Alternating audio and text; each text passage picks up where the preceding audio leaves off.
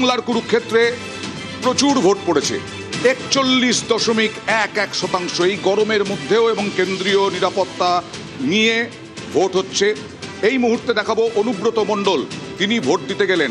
এইভাবেই তিনি প্রতি বছর ভোট দিতে যান বাইকের পেছনে বসে, এবং আজকেও মেয়েকে নিয়ে ভোট দিতে গেলেন।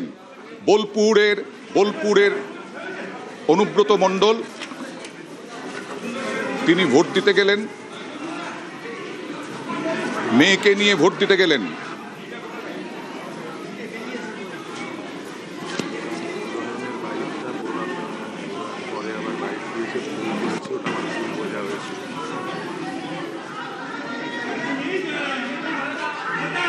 মানুষের জন্য একটাই বলবো, সুস্থভাবে ভোট করুক, কুলকুল ঠান্ডা আরামসে ভোট করুক।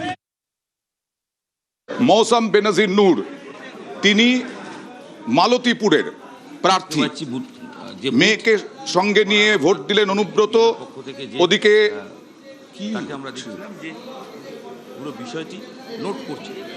তৃণমূল ছেড়ে কংগ্রেসে যোগ দিয়েছেন মৌসাম বেনাজির নূর, তিনি আজকে কি বললেন দেখুন। কি বলেন, কতটা আশাবাদী মালতীপুর বিধানসভা কেন্দ্র থেকে জেতার ব্যাপারে আপনি?